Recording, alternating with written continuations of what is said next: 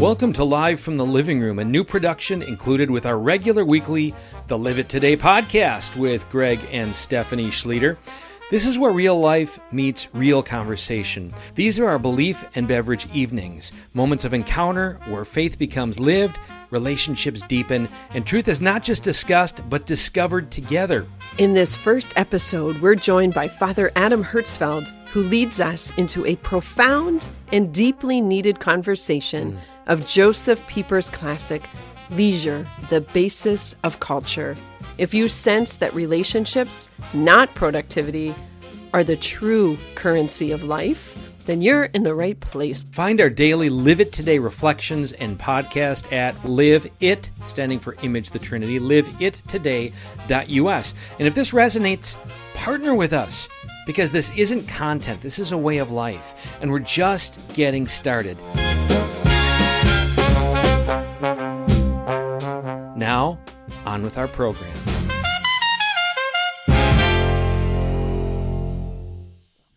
I'm glad Greg talked about repetition. It is a language of love. It's also the mother of all learning. And as a preacher, you realize after a while, I have nothing new to say. And then you realize not only do I have nothing new to say, I shouldn't be seeking anything new to say. Teaching the oldest of things to the youngest of people is the best of things that we can do. For example, so in preaching, we say the same things over and over, and hopefully we're more than less artful in how we put it all together, so that keeps people interested. But even if people aren't kept interested, who cares? That's their problem. It's not the preacher's problem so much. If he's tried to put it together in a prayerful way, the message that he wants to give, what matters is that the message is true. If it's true, it strikes to the heart and it transforms the person. I had a friend once, when we were in seminary, we were talking about how we pray the Psalms as a part of the Liturgy of the Hours, and how it's the same Psalms over and over and over. And he says, yeah, you know what? It's like, it's the 150th time that I prayed that particular song, and it's the first time that a single line in it struck me. I thought, yeah, that's how we learn. So all that is to say, what I say tonight about Josef Pieper's thought, and maybe a little of my own thought mixed in with it, you might hear nothing new at all. But to be reminded of what is true is the purpose of it, because that's what will transform us. And of course, a little bit of bourbon helps the whole process go. But so this fellow, Josef Pieper, who was he? So he was a 20th century Catholic philosopher, and that says something right there, because we're not done with the 21st century by any means, but the 20th century was one of the worst in terms of the most dehumanizing of centuries that humanity has faced, I think. The various totalitarian mindsets and regimes that came into place killed more people than all the centuries previous in terms of persecutions. And those dehumanizing forces, they were born in the centuries prior. They thrived, or however you'd say that, in the 20th century, and they continue to affect us today. So we're like fish swimming in a pond of these secularizing, dehumanizing forces. So to be a Catholic philosopher in the midst of all that was to be very much against the culture, to have a lot of, you could say, weight put over and against you that might crush you. But Josef Pieper was not one to let that weight of secularism, atheism, a false humanism crush him. He, with his strong and solid faith, pushed back and did so successfully. So he was German and pretty much lived his life in Germany. He died in 1997, and I remember his death.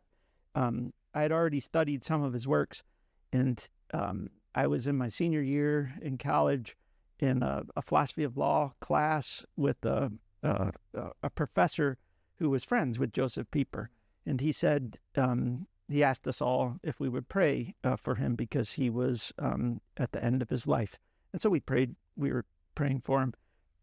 And then one day the professor told us that he had died. And so that professor, as a good friend, gave the class a week off, and he flew to Germany for his funeral. That was a good lesson for me, a lesson in how there is a camaraderie at the levels of high academics that can be a tremendous force for the good. Two philosophers, two different countries, two different continents, yet their friendship was strong enough that they were praying for one another, and that when one died, he would go and celebrate his funeral. Now, where does Josef Pieper's work come from as a Catholic philosopher? I think he definitely drew a lot from St. Thomas Aquinas, but he also drew a lot from the ancient Greeks. So blend that together, and that's where Josef Pieper was formed, in the mind of Thomas Aquinas and in the mind of the ancient Greeks. I'm less concerned with that and more concerned with the fact that he was a man whose mind was formed in the truth. I don't really care where the truth comes from, but when we see the truth, then we should cling to it with all our minds and hearts and soul and live our life by it, and that's what Josef Pieper did. As far as I know, I should have looked this up. I don't know if there is a cultus surrounding this man's life or not, meaning is there a group of people out there who pray to him as someone already in heaven, who lived a heroically holy life, and who, through his intercession, could help the rest of us here? Maybe there is, maybe there isn't. I'm not exactly sure. Like I say, I should look that up. What did he offer? So, like, in the face of these tremendously evil forces in the 20th century, these forces were dehumanizing us, he presented an authentic humanism, a Christian humanism that emphasized, in particular, virtue and contemplation, and also the integration of faith and reason. If I were to say, who are other thinkers that are like this man, Josef Pieper, I would say Joseph Ratzinger definitely is a thinker like Josef Pieper. I would say my favorite, Dietrich von Hildebrand, definitely. You see a lot of correspondence between their thought. Although, as far as I know, those two, even though they were both German Catholic philosophers, their paths, I don't believe, ever crossed. Now, there's a lot of different aspects to the dehumanizing, secular, atheistic humanism of the 20th century. What Pieper primarily battled was the utilitarian aspect of all of that. And so, what is utilitarianism? In my own words, I would say utilitarianism has the battle cry of the greatest good for the greatest number. So, hey, whatever we can give is the greatest good to the greatest number of people, that's what we should do. And it sounds pretty attractive as a moral philosophy until you start thinking about it a little more closely and say, but what does that mean exactly when it comes to the individual? So utilitarianism fundamentally is a type of collectivism. It groups everyone into this category of the greatest number. And so then anything goes so long as it serves this greatest number. And so the evil of this utilitarian mindset is that it tramples upon the rights of the individual. I remember in college, a philosophy professor in my ethics class, he was making the point about universal moral norms. And he said, one universal moral norm is that you could never deliberately torture or kill an innocent human being for any reason whatsoever. He said, let's say a madman had the whole world hostage with some type of bomb. He says, I'm going to blow up the whole world unless you turn over a small child for me to torture and kill. The professor asked us, can you do that? And we concluded, just like the professor wanted us to, absolutely not. You cannot break that norm, and if the whole human race has to suffer destruction because we choose not to hand over an innocent child to be tortured and killed for this madman's sake, then we're not going to do that. So Pieper would be right there with that in countering utilitarianism. Utilitarian would say, yeah, well, the greatest good for the greatest number, all of humanity is a pretty big number. And so we can bring about the continued good of their existence by handing over this one child for torture and death. Do it. Utilitarianism would conclude. Pieper raged against that and said, no, that's not the way that it works. So it's a great problem, like so many other theories of how we ought to run the world or run our lives, is that it destroys the individual person. It crushes the person and his or her rights. And so people are seen as expendable to the larger project. Now, so Pieper wrote a number of books. I've just read 3. Maybe the first book I read was Leisure, the Basis of Culture, the one I'm talking about tonight, which I haven't read in 25 years. So if I'm incorrect in some of my remembrances of the book, please forgive me. Then there's another book, The Philosophical Act. There's another book that is called The Four Cardinal Virtues, and some of you may remember we talked about that in a Lenten series at Perrysburg Auto Mall, 10 years ago, I think. We went through the Four Cardinal Virtues in the basement of one of the dealerships, I think the GMC dealership or something. Tonight we're talking about the other one, or the first one that I read, Leisure, the Basis of Culture. I'll just dive right in. So whenever we have a book that's like a scholarly book, I love to tell our school kids this in the parish, is that if you want to know what the book is about, explain the title. Figure out what the title says and what it's talking about, and then you can go from there. So this title, Leisure, the Basis of Culture, I see fundamentally 2 words that we have to know something about. On the one hand, what is it that is important? It seems to me culture is the most important thing, because we're looking for what is its foundation, the basis of culture. So this great thing, which is culture, has a foundation. And what is that foundation? That foundation is, according to Pieper, in the title at least, leisure. We'll dive in. I want to look at culture first, say what is culture, and then what is leisure, and then what are some implications of these 2 things as they go together. We won't take the time to go around the room and ask everybody's opinion of what culture is. Probably get a lot of different opinions as to what culture is. What Pieper wants to say culture is, and what I agree with Pieper and want to say what culture is, you could say this is on its most philosophic level, its most refined level. There's a lot of ways in which we can use the word culture that we'd say it's one of those words with multiple meanings. But we're looking for the most genuine, sincere, and deep meaning. And so that's what Pieper gets at in defining it. And I chose to do it by starting out with what is culture not.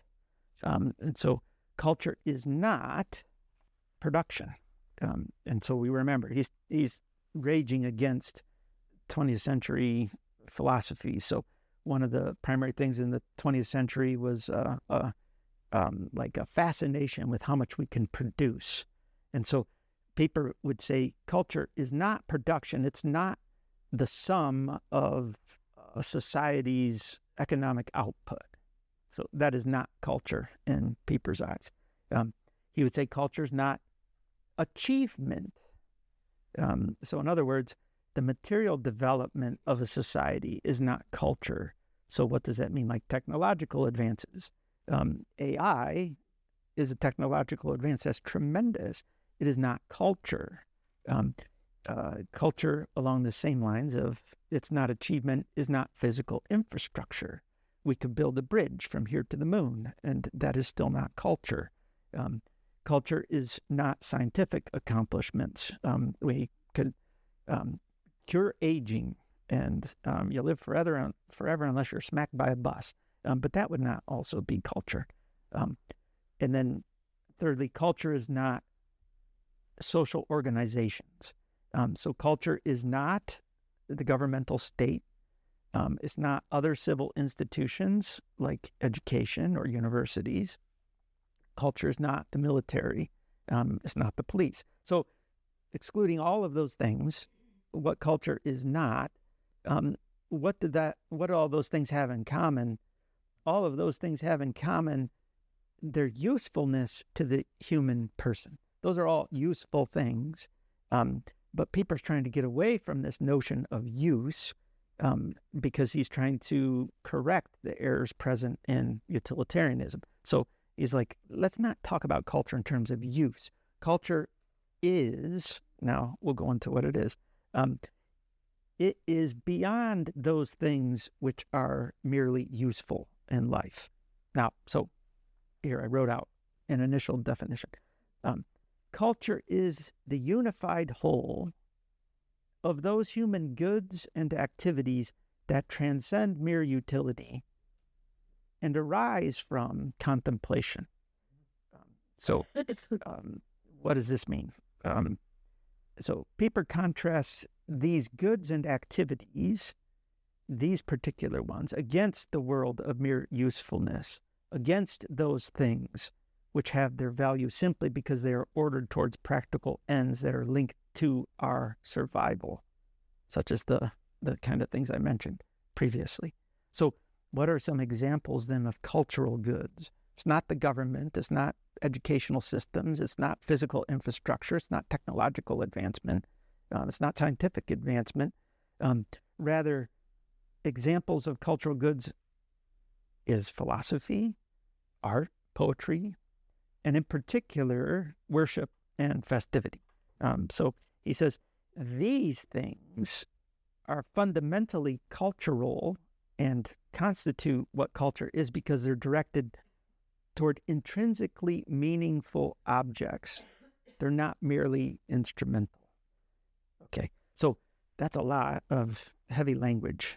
So I tried to say it in a different way. So let me read what I said, saying it in a different way. And if that still doesn't work, I'll say it in a third way. And if that still doesn't work, I might be done for the evening. So here's another way of explaining what culture is. So the human person, in order to survive, must fulfill basic needs: nutrition, hydration, shelter, clothing, etc. The things that help us to meet those needs we call useful. The human person, however, was not created merely to survive, but to thrive. Thriving involves achieving our higher vocation, which is union with God. God created us for this union, and he created the universe in such a way that it is struck through with vestiges of himself. So a vestige, fingerprints of himself, remnants of himself, indicators of himself, things that point to him. These vestiges order us toward God and in some sense help us to achieve union with him by achieving union with them. So what are the three vestiges that are struck through the universe that if you come out of a classical academy, you're going to be able to rattle off? Like, you guys all know them. Again, I'm just reminding you. What is it? Yep, the good, the true, and the beautiful, the transcendentals of being. So on the one hand, a person can live his life fulfilling his basic needs by means of useful goods and activities, those things I mentioned above that help us to do that, but not fulfilling his higher vocation. So think of the person who sees his work as simply a means to make money to pay the bills so that he can eat, drink, and stay warm. He punches the clock at the end of the day and goes home to play video games or drink beer. He has no other pursuits or goals. He does not even reflect upon where his life is headed. This is an objective tragedy. We recognize it as an objective tragedy because all of us have tasted the better life, the more fulfilled life, the life that's in connection with truth, beauty, and goodness. And that connection leads us to our ultimate fulfillment in God. So I already just anticipated my next paragraph. On the other hand, when our basic needs are met, the human person has the capacity to enter into a higher level of his existence than mere survival. we can transcend that which we share in common with the other creatures around us and participate in higher things. So all the other, if it's a living creature around us, those creatures are all seeking to fulfill their basic needs for survival's sake. None of the other creatures around us, in any significant or meaningful way, are living their lives over and above survival's sake. That's why it's no big deal to eat a cow. The cow really doesn't care all that much. It knows, okay, if it gets eaten, it's not going to survive. But there's no great tragedy, even in the mind of the cow, that it doesn't survive. Who cares? Now, I like cows. I like animals. I'm not saying we attack them willy-nilly. We have something different. If we live our life merely pursuing survival, that's an objective tragedy. If we live our life to pursue the higher things, things which are meaningful in themselves, then we'd say not only have we achieved the fulfillment of our purpose, what we were made, but we're also going to be tremendously happy in doing that. Happy in the deeper philosophical sense, not happy-go-lucky like the beer might provide or the bourbon, but more happiness in the sense of being fulfilled and a deep-seated joy. So this participation in the higher things and how that participation in the higher things gets incarnated within us, both as individuals and as a society, this is what culture is. So Pieper, in union with the best thinkers of the Western tradition, claim that culture flows from contemplation, not from work. So work, in Pieper's mind, is about utility. It's about meeting the basic needs for survival, more or less. When we talk about these things, it's not like that's meant in absolute terms. The work of the artist creating the beautiful artwork, well, that's not exactly the same, although he should be paid for that art so that he can eat. But generally speaking, we work so as to meet the basic needs of life for survival. But that's not the purpose of life. Life is more, and in that more of living life, giving a due response to the true, the beautiful, and the good, when we do that, we create culture. So we create it through incarnating culture through our actions, incarnating culture through what we have created in terms of works of literature, works of art, etc. Contemporary mindset looks at it in the opposite way. They see culture as a byproduct of work. We have to admit, yeah, it's necessary. Work is necessary to meet the basic needs so that we can then have the space that we need to properly respond to the true, the good, and the beautiful, and therefore culture develops. But work is a secondary cause. It's not a primary cause in all of this. So the primary cause of culture for Pieper is the fruit of leisure. Okay, so that's what culture is. Now let's talk a little bit about what is leisure. Everybody more or less following. I mean, I always say it's not rocket science. So I knew this was culture for us getting together. Yeah, this actually is culture. Is playing video games in one's basement culture. It's a stretch to call it culture. Maybe in some low, very mild, respect it could be, but it's a stretch. So now let's talk about leisure.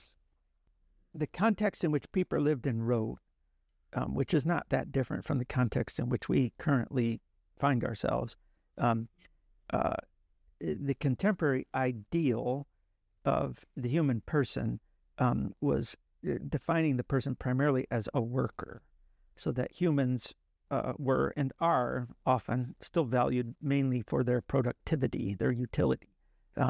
Education becomes a mere training for a job, for labor, not formation and truth, beauty, and goodness. And rest is merely the useful recovery for the sake of being able to do more work. It is not meaningful in itself.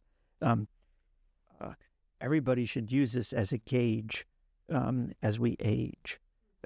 If we feel like we get to the end of our life and now we're worthless, then we've not learned well the lesson of authentic culture. We are not human makers, we're human beings, and that being is based in a wisdom. So we ought not to draw our self-worth from our production. We should draw our self-worth from something deeper and more intrinsic to us. So where life is dominated by total work, constant busyness, and utility, Pieper argues that true culture cannot exist.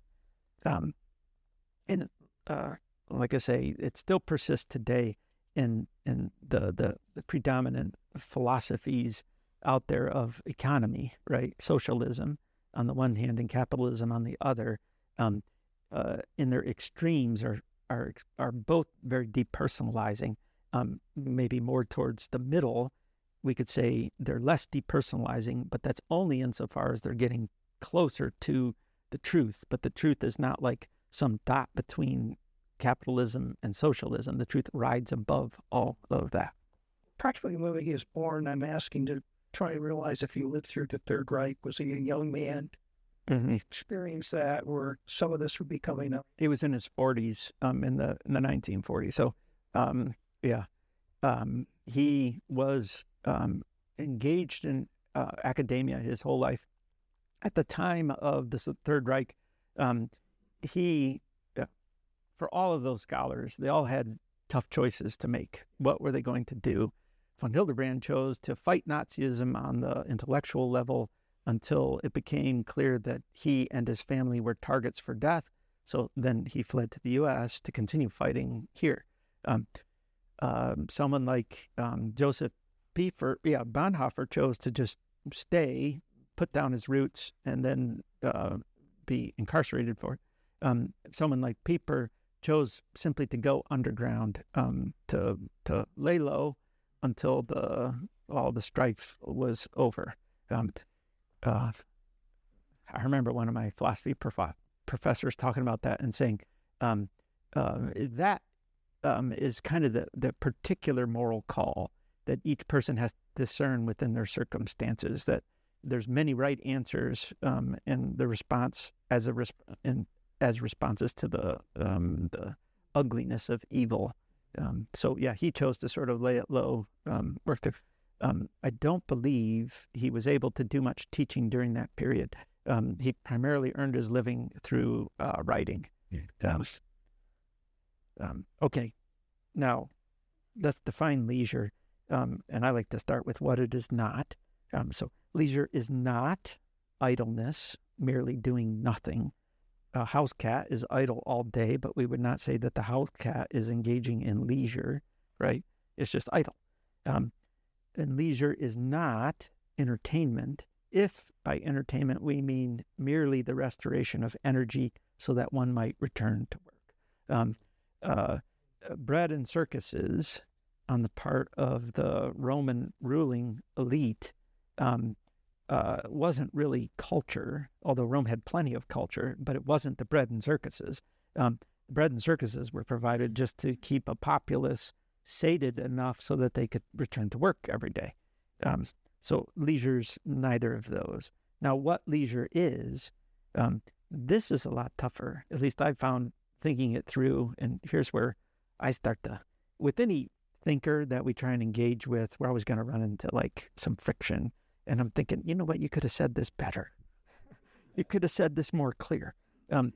What leisure is, so these are kind of his words, but with my thought blended in. Leisure is a receptive, contemplative stance of the soul. It is the place for wonder. It is the place for reflection. So it's a stance of the soul, and I said their place, you could say space. It's the place or the space that's carved out that permits the reflection. It permits the receptivity, the contemplation. So I'll just continue on and maybe I'll circle back to that. So leisure requires the quieting of all peripheral concerns in a person's life. What's a peripheral concern? Like, do I need an oil change?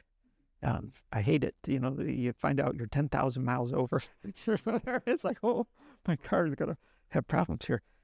That's a peripheral concern. It's a concern of utility. I need my car to get places, but it's not a big deal in the end. Leisure requires that quieting of peripheral concerns.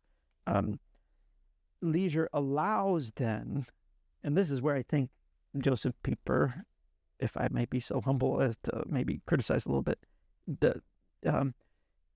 he mixes a little bit leisure with what I think is actually something distinct from leisure, which is what leisure permits, which is contemplation of and the appropriate response to the higher things of truth, beauty, and goodness.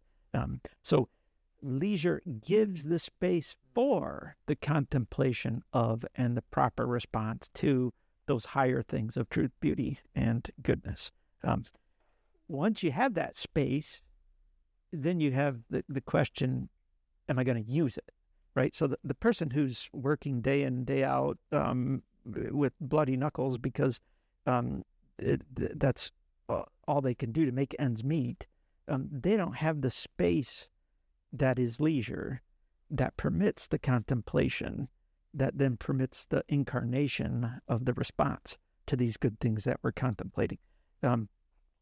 So we look at our own lives and say, well, do I have that space? I'd say more or less in the United States, here and now, Northwest Ohio, most of us probably have that space, at least to some small degree. So then what do we do with that space? And then it's a choice. It's up to us. Do we want to use that space to contemplate, which means to present before our consciousness some great good, some great reality, that's true or good or beautiful, and then attempt to know it ever more deeply for what it is and let it speak to us. And then as it speaks to us, then it's also going to speak to us how it ought to be treated or respected. Are we going to let that happen or not? If we choose not to let it happen, then we've wasted our leisure. But if we choose to let it happen, then culture is going to become incarnated within us. Now, could I use some examples for that? The contemplation born from leisure results in activity. For example, celebration. He talks about the idea of a true feast or festival or holiday always has to be oriented towards some great good, some objective good in itself, not some utilitarian good, but some objective good in itself. And so he says all of the greatest of holidays are oriented towards the religious. So celebration, music, the arts in general, worship, composition, critical thinking. So a person who chooses to use his leisure to compose some great work of literature, we'd say, well, what's the process there? Well, so in their leisure, the person contemplates the state of the human person. Take a good classic novel, I like the novel Anna Karenina. The author knows something about the state of the human person, which is that human existence is often messy as we engage in it, and can cause a person to have ambiguous attitudes towards their existence. So that's Anna Karenina. I'll give it away. She commits suicide. She throws herself in front of a train. And then there's about 500 more pages after that you're thinking, why did you just wrap it up a little earlier? That's an example of using the space which leisure provides to contemplate some great truth, the state of personhood, the state of existence. Now, that's kind of a darker contemplation, and the novel does offer some not dark results. But then to move into incarnating it. And so to take what one has contemplated and to incarnate it in a composition is a beautiful thing that all the rest of us can benefit from. So you can see that even culture has an aspect of utility to it, just like everything that is useful ultimately has some aspect of being a good in and of itself. But that's a different question. We won't go into it. Here I'm just going through some basic points that kind of we can conclude now that we know what culture is and what leisure is. So culture flows from leisure. Another thing is there is an underlying metaphysical and anthropological dimension or dimensions to leisure. So metaphysical truth that underlies all this is that reality is a gift. Reality is not merely raw material for use. And it's something that is a gift contains within it a unique preciousness. Who gives, so I speak a little bluely here, who gives dog crap to someone as a gift? No one. There's no intrinsic preciousness to that. One gives something that's intrinsically precious, that holds value in and of itself, importance in and of itself as a gift. All of reality is a gift, at least to some degree. Some aspects of reality are greater gifts than others, and those are the things that we classify as the transcendentals of being. Reality is not merely raw material for use. Another underlying dimension to all of this is leisure is the human way of receiving that gift or those gifts rightly, appropriately. And when I say human way, what I mean by that, what Pieper would mean by that is that an engaged way, a way that is a way of understanding, that we know what we're doing by giving the right response to the gift. And then another dimension that we can draw out, it's anthropological because it's moral. Leisure is not optional, but necessary if the human person is to achieve his full dignity as being created for transcendence. This goes back to what Greg was saying and the Sabbath. God didn't make man for the Sabbath, but the Sabbath for man. And the Sabbath is precisely leisure. It's meant to be that time. And to attempt to impose a way of life that is Sabbath-less or leisure-less is a grave immoral immorality. Okay, another conclusion we can draw from this. There's also underlying theological dimensions of leisure that, as I mentioned before, the highest form of leisure is worship.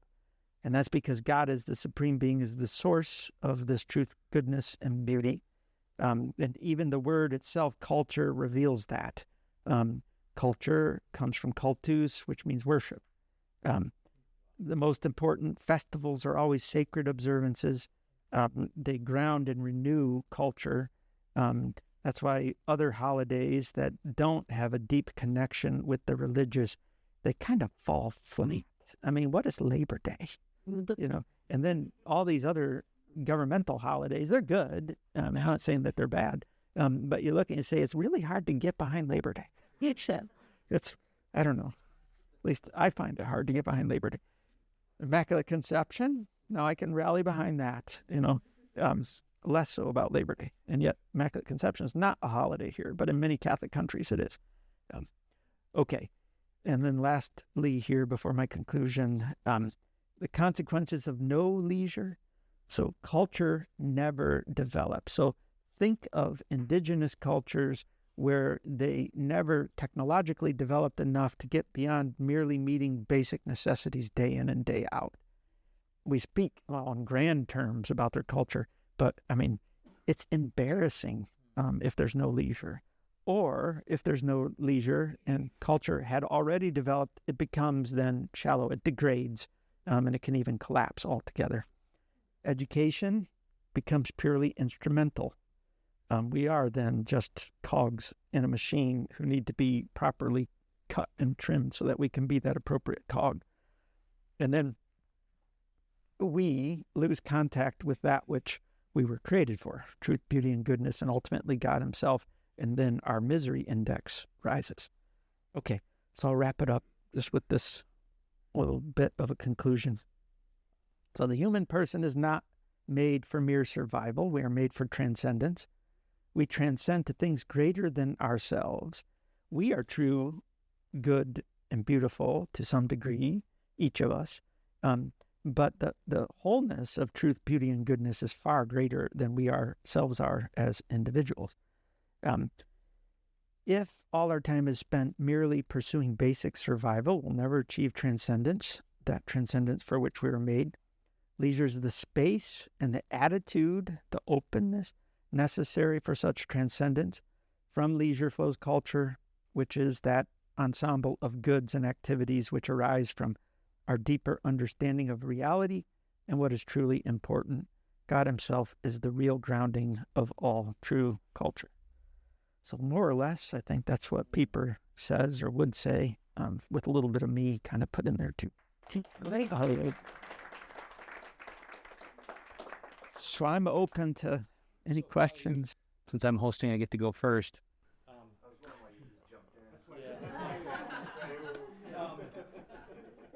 As a pastor of many, what advice how do you speak directly to those to invite them to even set aside other things and make that path? So a plan of life for prayer is absolutely necessary. If you don't have a plan of life for prayer, you're probably not going to be praying all that productively. You might throw a prayer up here and there, but it's not probably going to be a super productive prayer. Now that sounds like, well, prayer is an utility. Should it be? But by productive, I mean prayer that actually allows the person to enter into the space which is necessary for contemplation of the great good who is God. So if you don't have the plan of prayer, this is just not going to happen. So that's one necessary tool that helps a person develop, you could say, the authentic response to the true, the good, and the beautiful. I'm less worried about how it produces culture. I'm more worried that it produces a response to the true, the beautiful, and the good, and then that necessarily produces culture. A second thing is suffering. Drew's word for the night. There is no growth without suffering, and the more painful it is, often the more the growth is there. Most of the time, well, I wouldn't say most of the time, that's extreme on my part. A lot of the times, the pursuit of whether it be technologically based or something else, it's an abhorrence of the void. It's a running away from the silence because I'm very much afraid what I'm going to encounter in that silence. And what probably we will encounter in the silence is suffering. And the ultimate only answer to suffering is eternal life. It's not satisfactory in this life, but it does give us hope for something more to come. So yeah, insisting on time for prayer, that we all have a plan for daily prayer, and that prayer has a space for giving appropriate reaction to God, which can and should be both formal and informal, and then a willingness to accept suffering. We don't have to seek it all that much. It's like in our face most of the time, most days. So just a willingness to accept that, and not to say that suffering is a gift from God or it's a blessing from God. You have to be careful when you say that. But rather to say suffering is a reality, and one that if we engage it properly will bring us to God. If we engage it improperly, it's going to bring us to bitterness. I read the book also, but it's also been 25 years. Yeah. But I just want to make a few comments and see what you think. What kind of struck me tonight as you were talking was it would seem that leisure is perfected with the incarnation of Christ. That he's the Logos, that he said, I came that you might have life and have it abundantly. And that St. Paul even makes allusions to the spiritual growth, to the athletic, to the physical, and that those that lived before the incarnation could not have possibly perfected culture. The Greeks were striving. They were trying to get there, but they couldn't. That'd be the one difference that you actually just corrected yourself. I don't know as I would go so far as to say the incarnation is the perfection of leisure. The incarnation is the perfection of culture. Yeah, that's what Yep. try to say. Yeah. And then what seems to be lacking, like tonight, or in what maybe Pieper was saying when I read it back then, what seemed to be a little bit absent was the role that physical activity, sports, plays in forming and shaping the will. Because it seems that the problem we have in our modern culture in the United States today is we have a lot of mental contemplation and ideas and thinking, politics and opinions, or knowing what we should do but not doing it as the byproduct, when the real problem is we need more exercise of the will as God would have us exercise the will. And so therefore, barbell training, bicycling, swimming, athletics for the very good, because I would guess athletics is a subsection of the good, but it would play into the exercise of the will. And I'm not real sure that Pieper takes us down that road of the will, just leaves us with the mind and contemplation. Yeah, the formation of the will is necessary in order to carve out that space, which is leisure, so that then one can, again, with a well-formed will, apply the space to the right response to the great goods. So yeah, I would agree with that. I feel like in the world of maybe this group or quite a few of the individuals or couples in this group practice a faith-filled life, very purpose-filled life, where transcendence is, I believe, a part of it.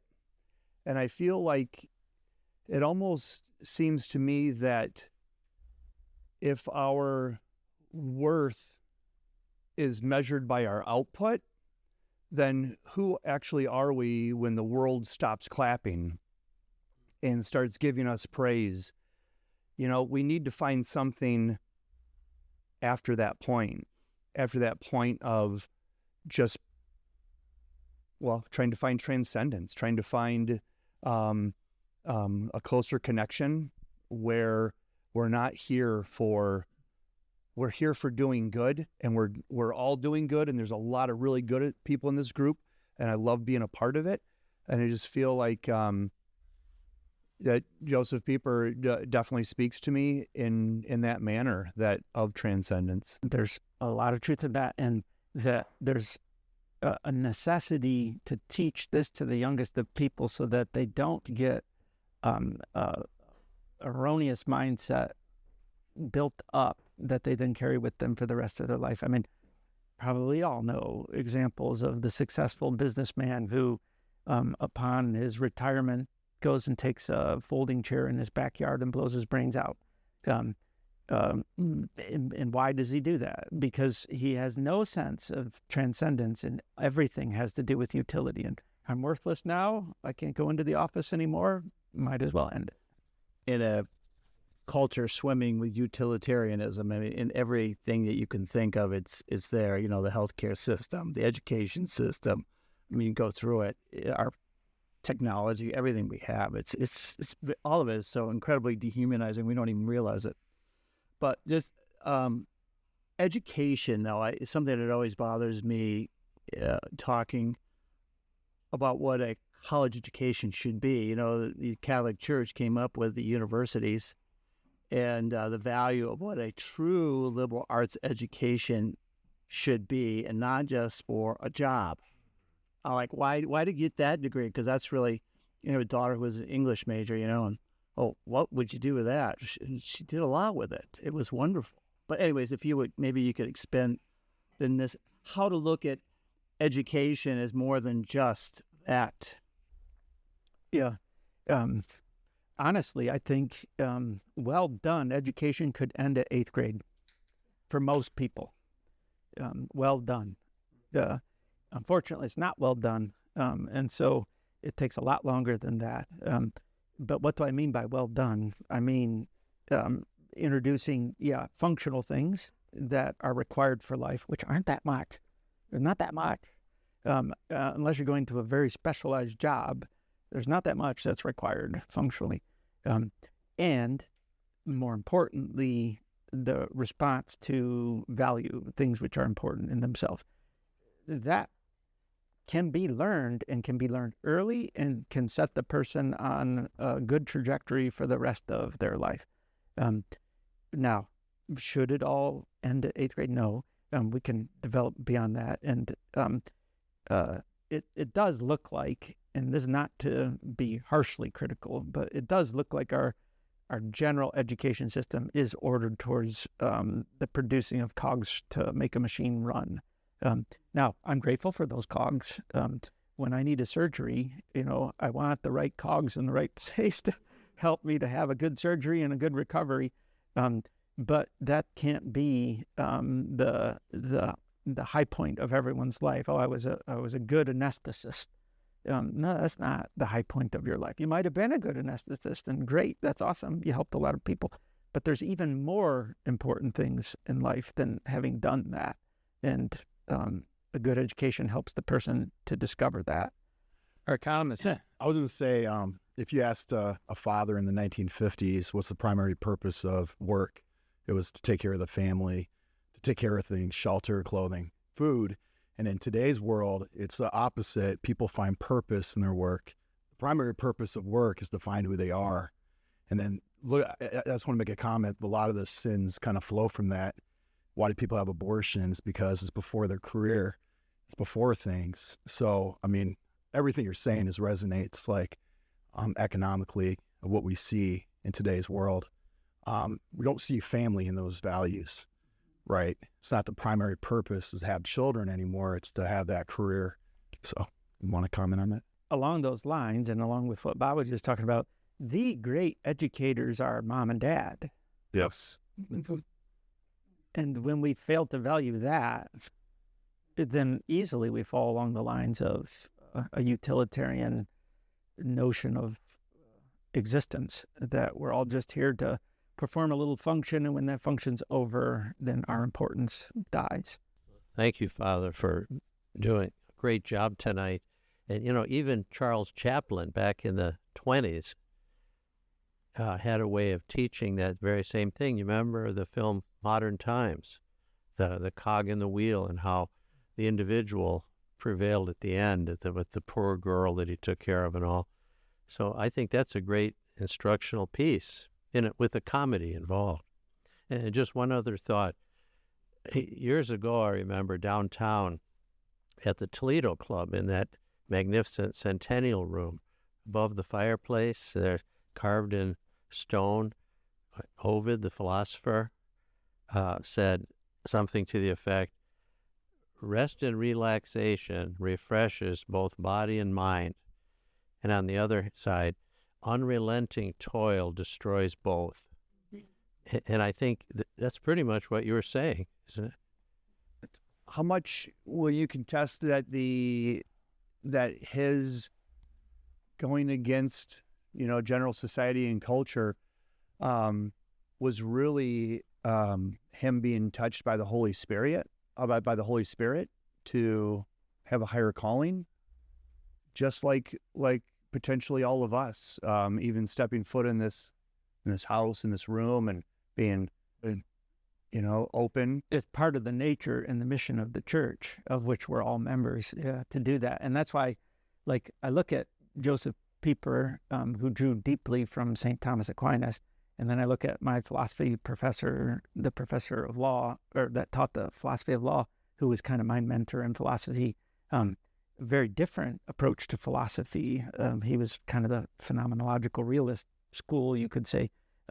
What did they both have in common? A tremendous deep faith in our Lord and in his church. And that's what drew them together in such a close friendship, because they both sought to live out that love for our Lord and the church.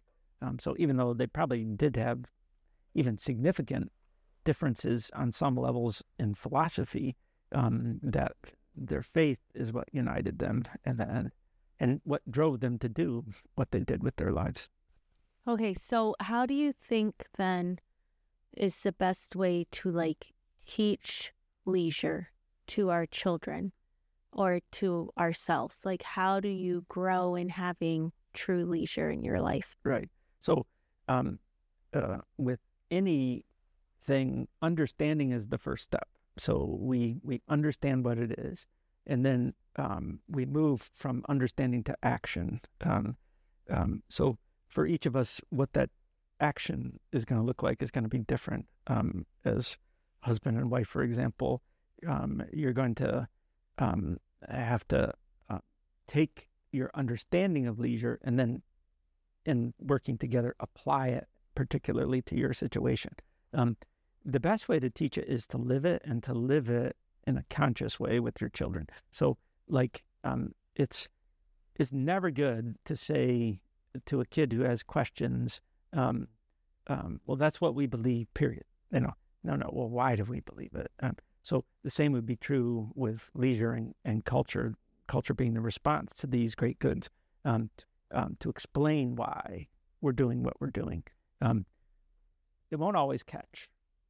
Parents have to realize that, that there'll be lost battles, so to speak, and parents have to become comfortable with that over the course of their lives. But often enough it will catch.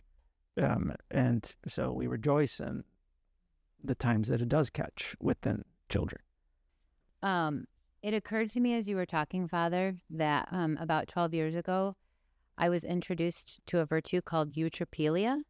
And I don't know if anyone has heard of the Christian virtue of eutropelia. I took an antibiotic, it cleared it right up. But Maureen knows what I'm talking about. It's actually the Christian virtue of leisure. And we learned about it in our Little Flowers Catholic Girls Club.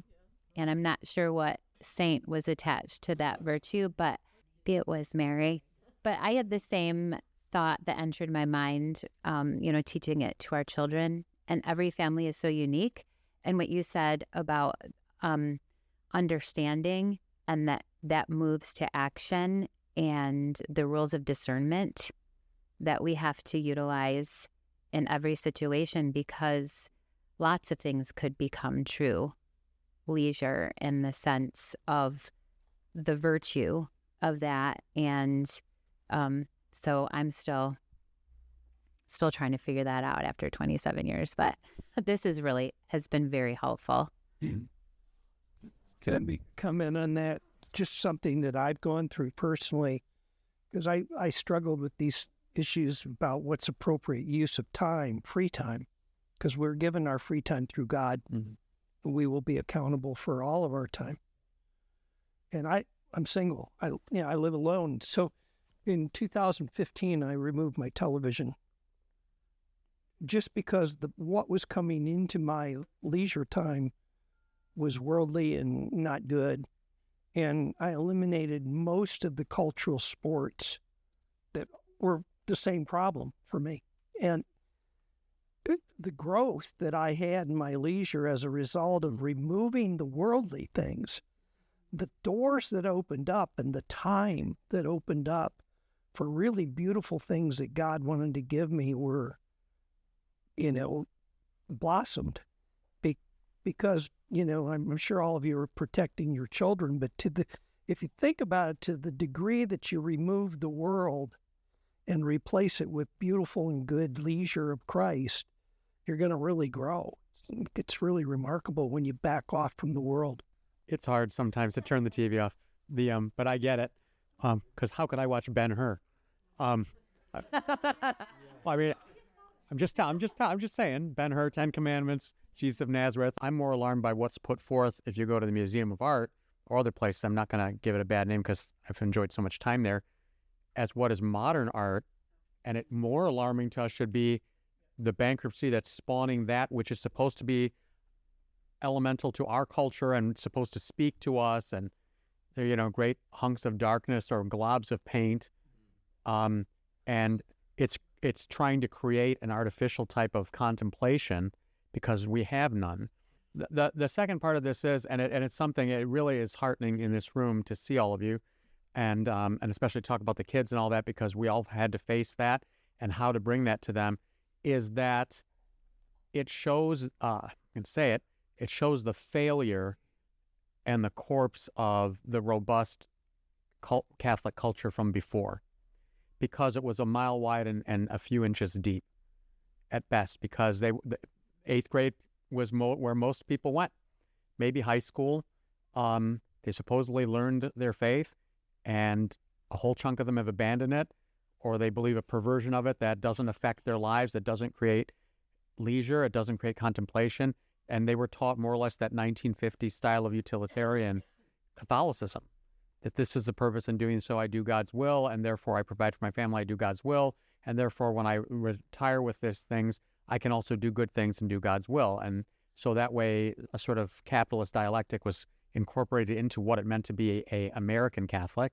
And then after the changes, both cultural, liturgical, and whatnot, and especially insidiously done through Catholic schools and universities and colleges, they unlearned the culture. So the remnant that John Paul II talked about that was needed to be there, that smaller, stronger, very loving place that is our Catholic culture that's in this room, is striving very hard by restudying all these things to learn that again, to come out of the catacombs, and we're not going anywhere, to create that space with our children, between the spouses, with our families, and to touch everybody that we see. That's the missionary spirit that's in this room. But I just wanted to see your take on that. You know that there's a lot behind everything I say, which is why you're smiling, because there's a lot I leave unsaid. But I think it's something that we really do have to face, that a lot of the people who wear masks as Catholics aren't, and they are actually contributing to the demise of leisure and culture in the name of the faith. And so we have sort of like we're living beneath the radar in our own subculture. Right, yeah. I would just say I take that as a given. It's time, and you're seeing the young folks, and you're seeing the converts. And I will say that whether it's to Catholicism, which is, the true faith, or its cousin, Eastern Orthodoxy, they're all looking for back to basics. They're looking for something that's real. They are looking for a real place where they can grow their families. They're looking for a real sacred space where they know that a church is a church, not a multi-purpose building, where the Blessed Sacrament is right there in front of you all the time, whether it's a statue or an icon. I can light candles, I can say prayers in this safe space, which is God's house, and take that safe space and enlarge the society in which I live. And they're looking for what is real, and they're not finding it. They're not finding it in the secularism of the world. They're not finding it in the art, the secular religions of the world, and they're not finding it in the counterfeit religion of the world, which is Islam. They're simply not finding it.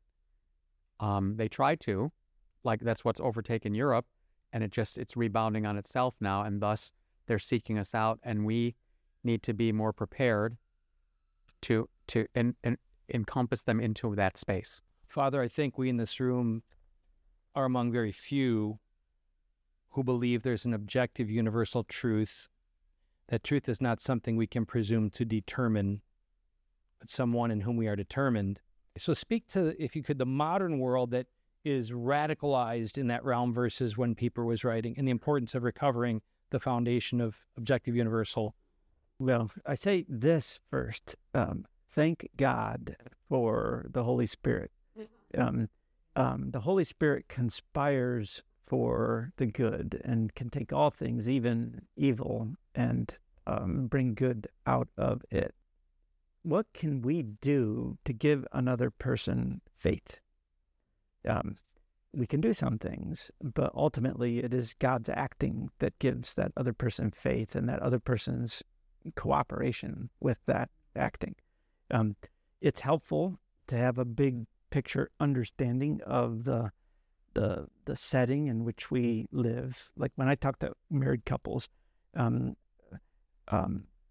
not married couples, but couples preparing for marriage, I'll say we live within two worldviews. There's more than two worldviews, but in Northwest Ohio, there's predominantly two worldviews. There's the Judeo-Christian worldview, and there's the secular atheistic human worldview.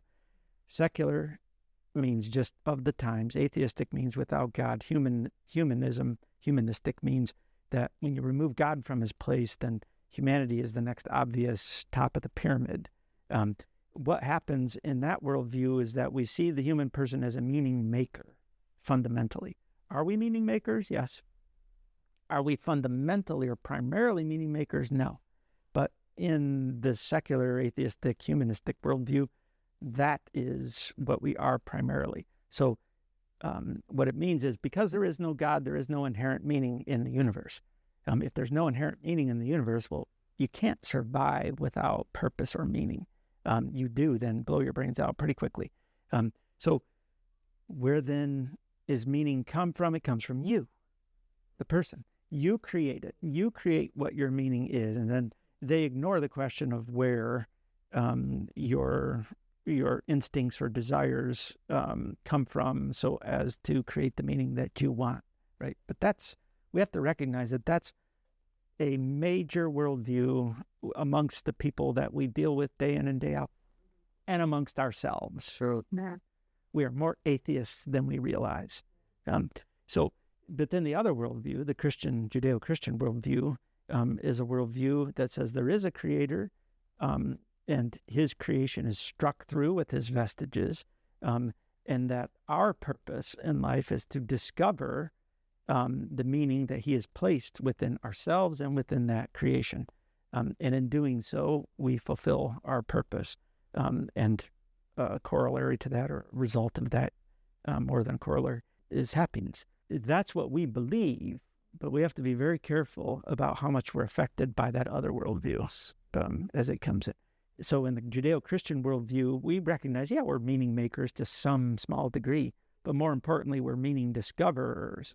And that's how we should spend our life, is discovering the meaning that God struck through our existence. This has been, I've rethought the parable of the sower because of this talk, and then the importance of Philippians 4:8, which I would just suggest everyone read. My question is motivation. Is it possible that two people with different motivations doing the same thing, one is seeking something transcendent and one is seeking something utilitarian? The example, let's talk about science. One scientist searches the universe to see the footprints, the hand of God. Another scientist searches the universe because he wants to make he wants money. Let's be honest. Let's be blunt. Is there room for that thought? Absolutely, it exists. Can the same duality of motive exist within a single person and it be morally acceptable? In my example, though, it's two different people. Person A does it to see the God's hands. The other person is doing it for money, but they're doing the same thing. They're both in the telescope, or they're in the petri dish. Yep. Yeah. Motive is a significant factor in the moral act. And so, yes, it's definitely possible for two different people. Can it be possible that both motives exist within the same person? Yes. Is that morally acceptable? It depends upon the degree of the less important motive. The motive of money-making is not inherently evil, but it can become so if it usurps the more altruistic or response to God motive. May I read Philippians 4:8? Absolutely. Because now I understand even in a greater way why the Apostle Paul wrote this. Philippians 4:8, finally, brothers and sisters, whatever is true, whatever is noble, whatever is right, whatever is pure, whatever is lovely, whatever is admirable, if anything is excellent or praiseworthy, think about such things. I have a certain philosophy, and basically every single sermon I preach is pointing to the first commandment. I mean, I try to be creative with it, but basically I'm repeating myself for the last almost 20 plus years. My question, though, is this: when we don't pursue the transcendent, the virtues, are we not subjecting ourselves to idolatry? Exactly. And that is where those two worldviews are the fundamental divergence is whether or not there is a God or whether we think we are the God.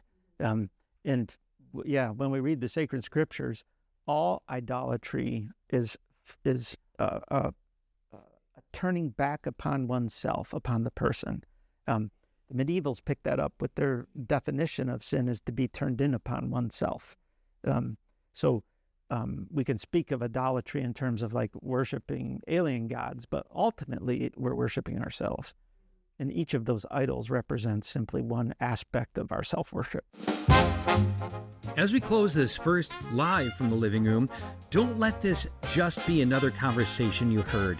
Let it become a conversation you live, because what Father Adam had laid before us isn't theoretical. It's deeply practical and quietly demanding. If culture flows from leisure, and leisure is the space where we become receptive to what is true, good, and beautiful, then the final simple question is this: what are we making space for? So here's the invitation. This week, create that space. Turn something off, put the phone down. Gather your spouse, your family, a couple of friends, and begin. Not perfectly, just honestly. And as you do this, remember, you're not just passing time. You're building culture. You're forming souls. You're participating in something far bigger than you realize. If this conversation moved you, share it. Invite someone into it and journey with us.